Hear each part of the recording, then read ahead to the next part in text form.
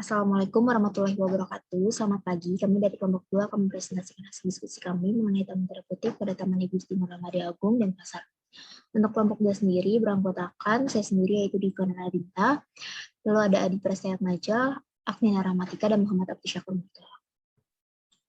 Untuk permasalahan yang kami bahas di sini ada peta digitasi dan inventarisasi, analisis potensi, kendala, serta solusi.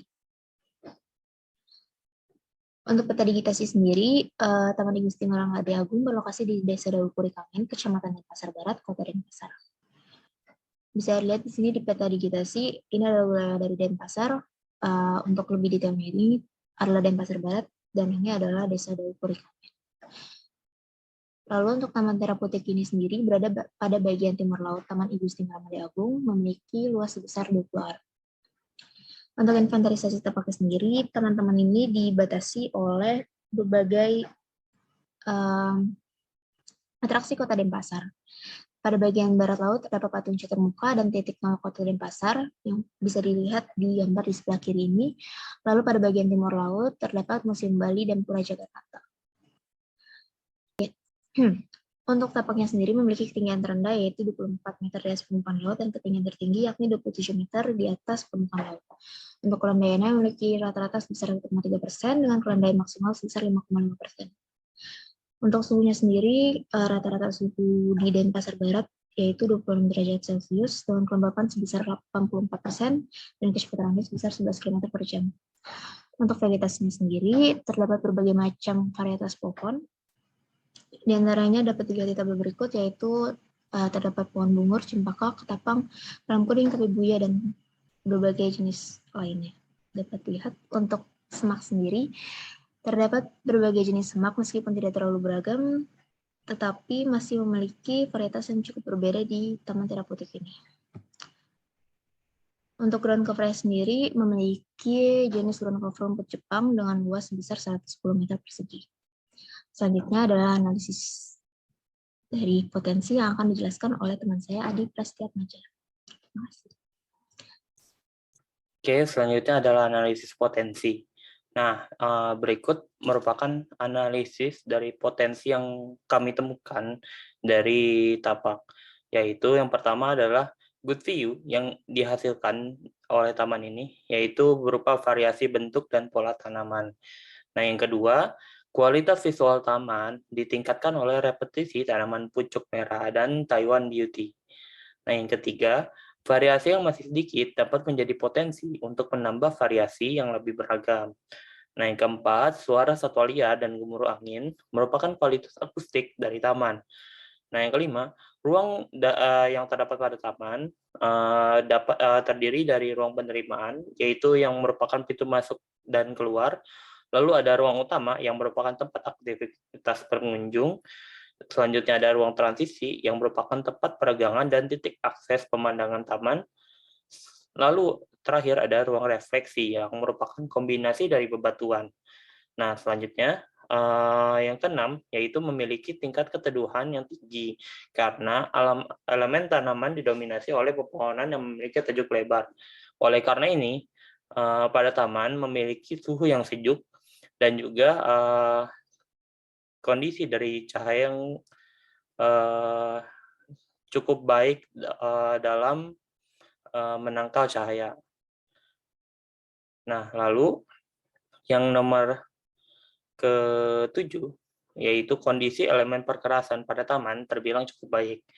Yang ke-8, taman ramai dikunjungi saat hari libur dan pengunjung berasal dari berbagai macam kalangan seperti laki-laki dan perempuan, anak-anak dan dewasa, yang disabilitas, dan juga dan lain-lain sebagainya gitu. Jadi beragam lah intinya yang datang ke dalam taman tersebut. Lalu yang ke-9, lokasi dan akses pintu masuk taman terbilang cukup mudah dan jalur pada taman berupa jalur terapi. Nah, yang ke-10, adanya RAM di sisi utara taman dapat memudahkan pengunjung dengan keterbatasan fisik. Mungkin itu saja untuk analisis potensi. Selanjutnya akan dijelaskan oleh saudara kita, Agnina, dipersilakan. Baik, saya akan menjelaskan mengenai analisis kendala pada Taman Igusti Ngurah Mandai Agung. Yang pertama adalah taman ini tidak memiliki pintu masuk resmi sehingga akses masuknya tidak teratur. Bahkan beberapa pengunjung mengakses melalui daerah yang memiliki vegetasi sehingga vegetasinya banyak yang rusak. Lalu ada beberapa variasi jenis tanaman, namun sangat sedikit dan terdapat sampah di beberapa area sehingga mengurangi kualitas visual taman. Kemudian terdapat tempat sampah yang tidak terpakai sehingga merusak kualitas visual taman, serta kawasan taman ini yang berada di dekat jalan raya menimbulkan kebisingan yang mengganggu. Lalu terdapat polusi dari asap rokok yang juga mengurangi kenyamanan pengunjung. Kemudian beberapa elemen perkerasannya banyak yang hilang seperti susunan batu pada jalur terapi dan handle yang rusak sehingga membahayakan pengunjung. Terdapat pula tanaman penutup tanah yang mati karena tidak mendapat cahaya matahari yang cukup, karena penutup tanah ini hidup di bawah naungan pohon peneduh dan tidak memiliki vegetasi aromatik, sementara taman ini merupakan taman terapi. Kemudian sirkulasi di ruang refleksi dan ruang penerimaan terganggu akibat aktivitas pengguna yang memanfaatkan ruang sebagai jalan pintas, tempat berjualan, dan tangganya digunakan untuk tempat duduk. Lalu taman ini tidak memiliki penerangan yang memadai di malam hari sehingga tidak aman apabila dikunjungi saat malam. Terlebih lagi taman ini tidak difasilitasi dengan petugas keamanan. Berikut adalah tabel analisis dari elemen hardscape. Beberapa elemen hardscape seperti bangku taman kayu dan bangku taman beton memiliki kondisi yang baik dengan jumlah bangku taman kayu 16 dan bangku taman beton 8. Kemudian terdapat meja beton yang kondisinya cukup baik dengan jumlah 14, terdapat tempat sampah yang dengan kondisi baik dengan jumlah 9, lalu ada handrail dan lampu taman serta planter box. Handrailnya itu kondisinya kurang baik dengan jumlah 6, lampu taman dan planter box-nya kondisinya cukup baik dengan jumlah masing-masingnya 3. Kemudian ada jalur refleksi, tangga dan rem dengan kondisi baik dengan jumlah masing-masingnya 1. Selanjutnya akan dijelaskan oleh teman saya, Ica.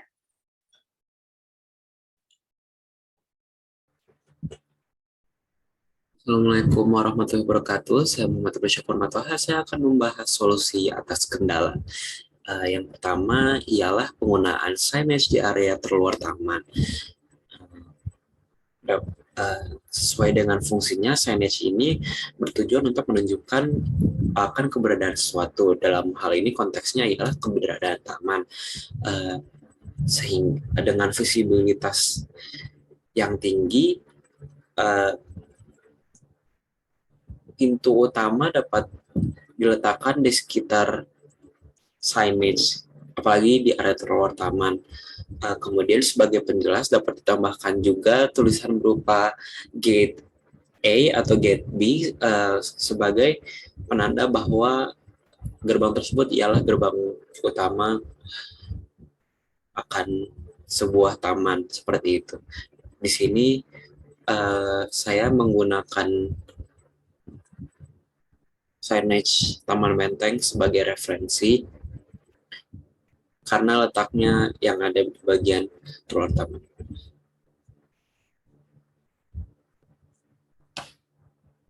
Kemudian selanjutnya ialah penambahan sumber pencahayaan serta perbaikan refleksiologi path. Nah, saya memilih kedua referensi ini karena untuk pencahayaan di sebelah kiri ini dia menyorot arsitektur taman, kemudian yang bagian yang di kanan ini dia sebagai ornamen juga, seperti itu, sebagai unsur penghias taman juga, sehingga tidak hanya menerangkan saja, dia juga dapat membantu untuk menambah keindahan taman. Kemudian saya memilih gambar ini sebagai referensi karena pelang kayu ini dapat menjadi tempat peristirahatan kaki apabila kaki sudah tidak tahan dengan bagian yang berbatu seperti itu, sehingga penggunaan refleksiologi 4 seperti ini dapat dipertimbangkan. Kemudian solusi berikutnya ialah penghijauan kembali ground cover, penambahan jumlah tempat sampah, dan pengerahan petugas keamanan taman.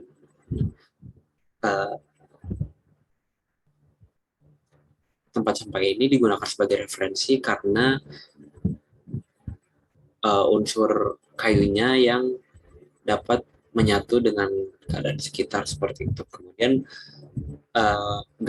gambar di tengah saya gunakan sebagai referensi ground cover karena salah satu keluhan sebelumnya ialah kurangnya variasi dalam softscape yang ada di taman tersebut. Oleh karenanya dengan penanaman ground cover seperti ini, ia juga dapat menjadi penambah variasi tanaman dalam taman tersebut. Kemudian untuk pengarahan petugas keamanan taman, hal ini dilakukan untuk menumpas ketidakefektifan yang terjadi karena penggunaan jalur yang tidak sesuai, penggunaan jalur taman yang tidak sesuai. Oleh karenanya, pengerahan petugas keamanan taman dapat dilakukan sebagai bentuk penertiban seperti itu.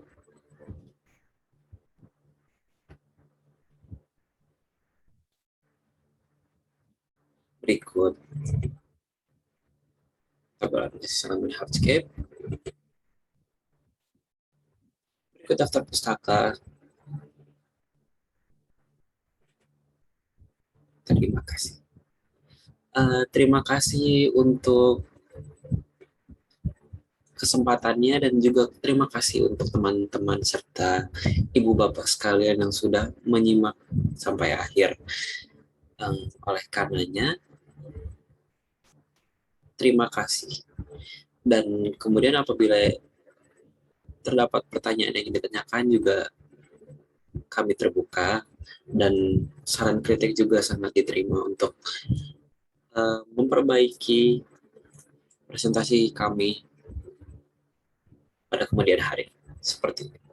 Terima kasih. Wassalamualaikum warahmatullahi wabarakatuh.